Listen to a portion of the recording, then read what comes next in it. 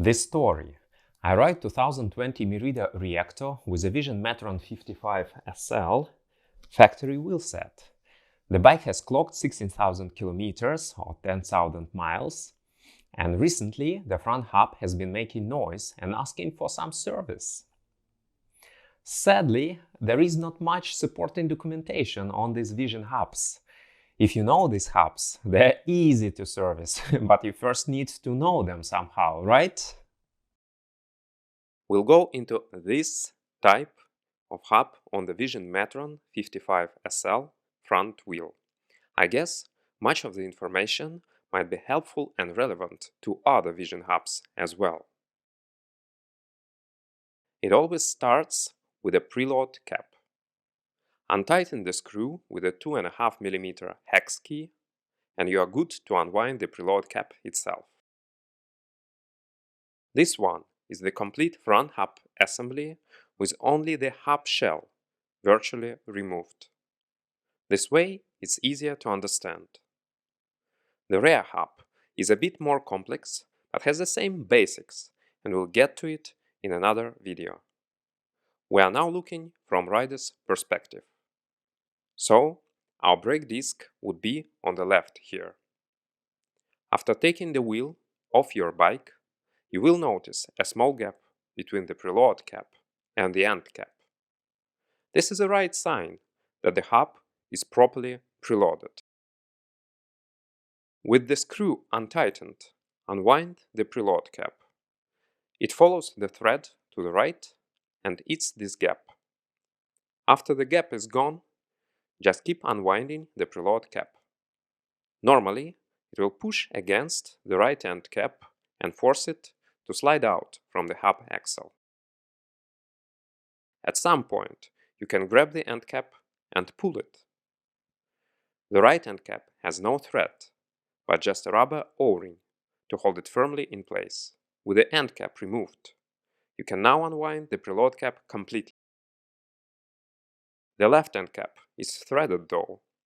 Unwinding the preload cap sometimes instead makes the left end cap to unwind. It's fine, just another option to release the hub axle. No big difference. Let's proceed this way and release the left side. There is a couple of spacers. The flat one sits in between the brake disc lock ring and the bearing. You can release the hub axle without removing the brake disc. Just keep in mind that the flat spacer will stay under the lock ring of the disc. It's time to pull the axle from the opposite side and release it from the hub. On the real hub, both bearings are pressed into the hub shell, of course. They stay inside, and you have just a bare axle in your hand. Like this. Or vice versa, with the left end cap and spacers on, if you opt to release the right side instead. Having removed the axle, you have access to the bearings pressed inside the hub shell. Check their condition and replace if necessary. I've recently replaced mine and will share some tips in a coming video. Okay, assembling back. Going through the first bearing and then the second one. Important, the flat spacer is not symmetric. The protruding ring should face inside and push into the bearing. Another spacer is symmetric and fits either side. Finally, the end cap. Tighten it completely. With the preload cap fully unwinded, the assembly inside the hub looks this way. The assembled hub without any preload allows the axle to slide left-right in the bearings. The last step is eliminating this play with preload.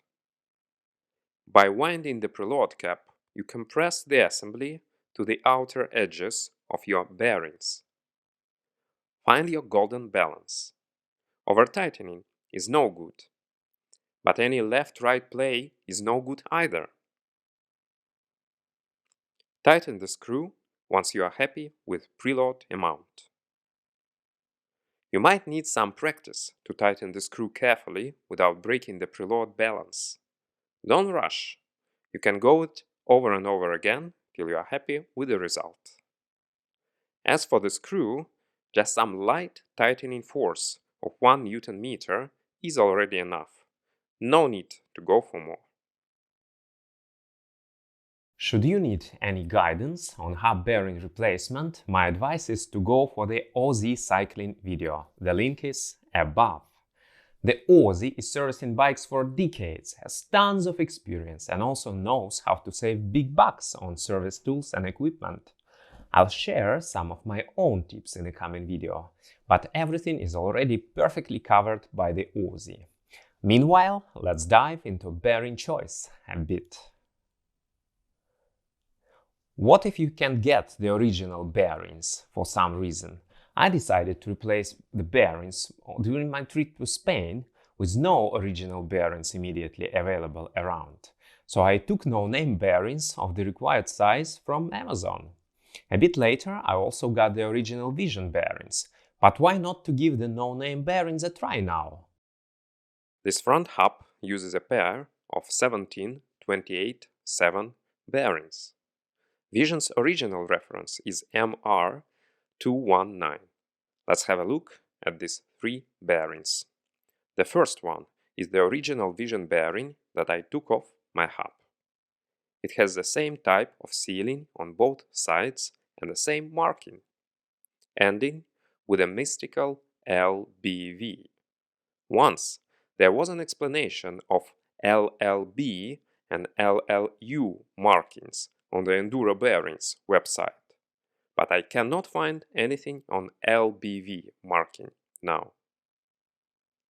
The second one is also an original Vision MR219 bearing, but the one which has arrived to me as a spare recently.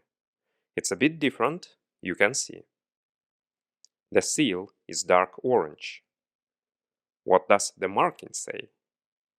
It's almost identical to the black seal that we checked above. The only difference, it ends with LHV instead of LBV. And another side, the same black LBV seal.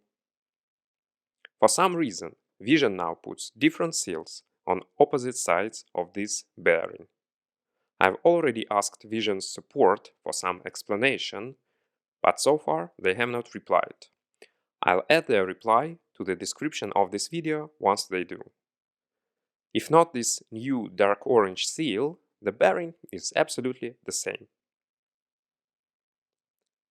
And the last one is the no-name bearing from Amazon.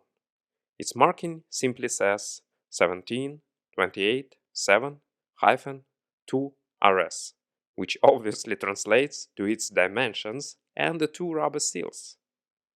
The same type of sealing on both sides and the same marking.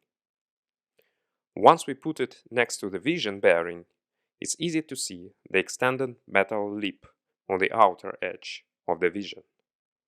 I would also say that Vision seals sit tighter in their grooves, and I can certainly say that the Vision's bearings are heavier.